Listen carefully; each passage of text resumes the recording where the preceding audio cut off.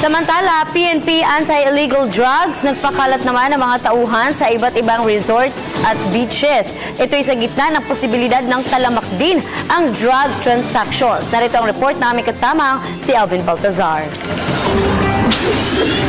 Subject na rin ang mga tauhan ng PNP Anti-Illegal Drug Special Operations Task Force na magmanman sa mga iba't ibang tourist spots at resorts sa bansa. Ayon kay PNP AIDSOT Legal Chief at Spokesman Roque Merdejia, isa rin kasi ito sa mga pagkakataong sinasamantala ng mga drug operators na kung saan kabi-kabila ang party at kasayahan.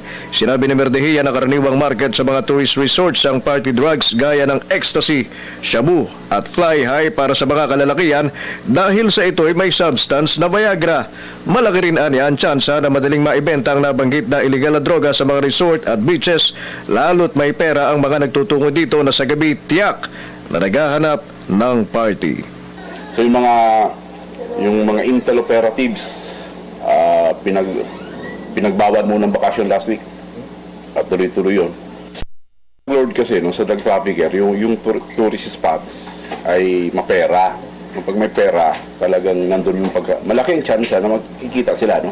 Makakapagbenta sila ng droga kasi sa mga like beaches, no?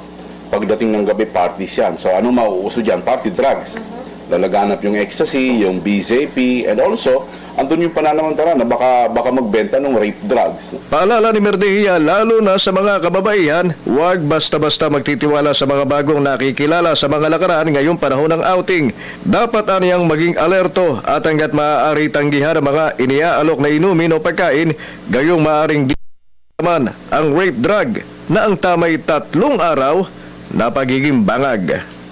Kasi baka instead na party drug ang ibenta sa iyo is ang ibigay sa iyo rape drug. Tinira ngayon ng isang kawawang babaeng party ang hanap ay nagising siya tapos ng bakasyon, no? At marami nang nagawa sa kanya, nag-selfie ng picture taking kung ano. Base naman sa tala ng National Capital Region Police Office, mula sa 440 na drug personalities na nasa listahan nila, 273 na ang kanilang nahuli mula November 2014 hanggang April 2015 dahil sa sunod-sunod na operasyon ng mga otoridad at ng Opland Lambat Siba. Sa Telebisyon ng Bayan, Alvin Baltazar.